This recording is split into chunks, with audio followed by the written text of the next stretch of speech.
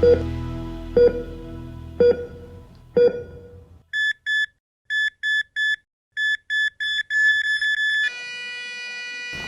waktu ini ada berita ini ya, ibu membunuh anaknya dengan alasan kasihan, nanti dia nasibnya akan sama seperti aku. Aku ingin membebaskan dia dari rasa sengsara seperti aku.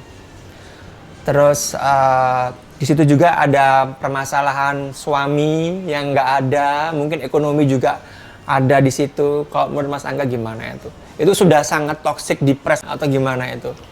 Iya, yang pertama memang kita kan belum tahu nih cerita lengkapnya seperti apa. Cuman dari beberapa case yang masuk ke saya, itu memang banyak ada orang tua yang memang ada perasaan nggak pingin anaknya teraniaya gitu ya. Karena dia sendiri tidak bisa mengendalikan diri. Aku tuh loh, Pak, sampai kepingin apa anakku rasanya tak kasihkan aja deh ke orang lain ketimbang tiap hari aku bentak-bentak, aku pukul, aku ini segala macam. Ada memang kasus-kasus seperti itu.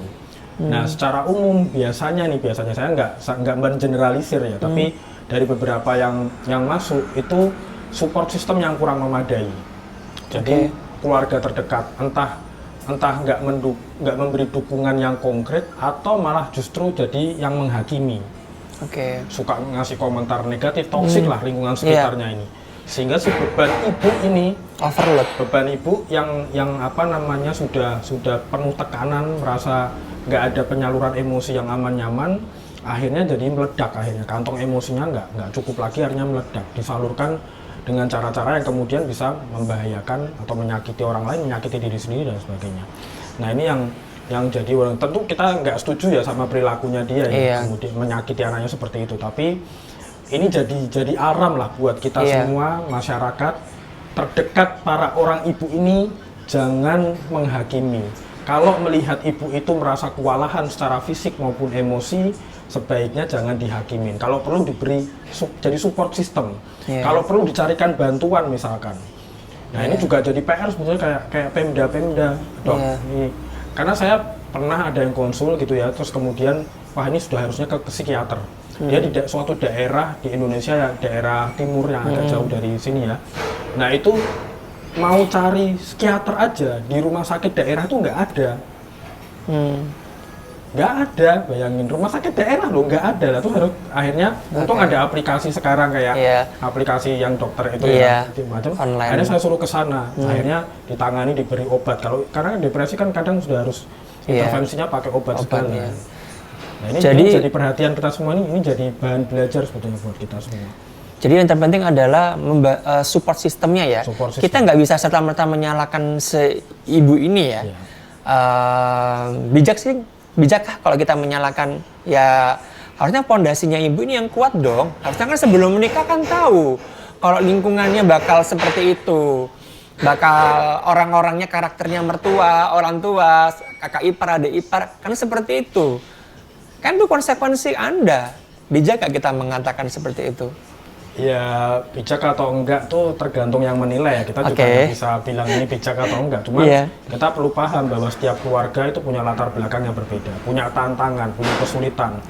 Pertanyaannya kan apakah bisa kalau kita ada di posisi si ibu itu, kita juga beneran bisa ngelola diri sebaik-baiknya? Belum tentu juga loh. Kita kan nggak tahu lingkungannya seperti apa, selama ini dia dari kecil didiknya seperti apa, apakah dia punya beban emosi yang besar yang belum dituntaskan atau segala macam, kan enggak. Kemudian mungkin dia kepingin tadinya aku tak beresin diriku sendiri sebelum punya anak.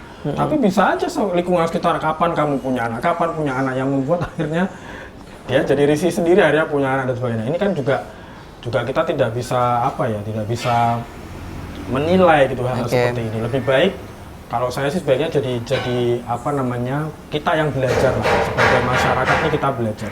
Karena ini sebenarnya masalah kita semua, bukan masalah keluarga per keluarga. Jadi itu mencerminkan banget bahwa support system itu sangat penting banget. Komunikasi itu juga penting banget. Komunikasi suami istri, ya kan? Itu juga penting banget. Support system, tolong deh jangan ada terbebani ya.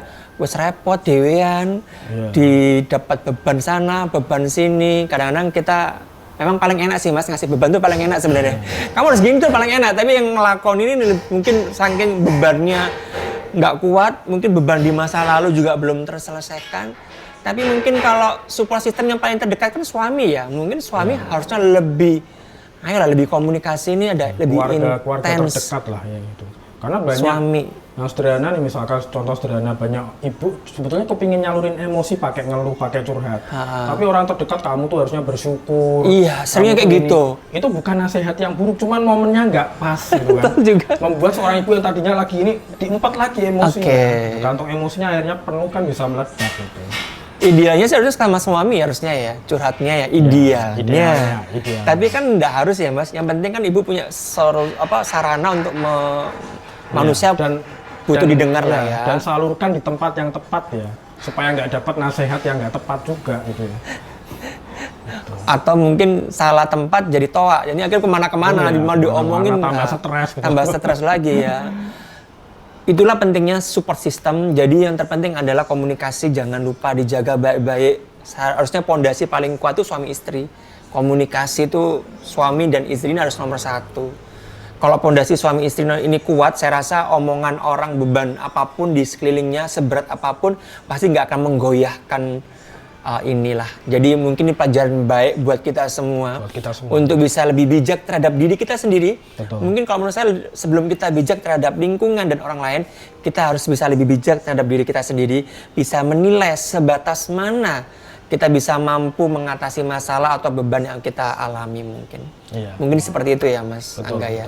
Semoga kita semua terhindar dari masalah yang seperti itu.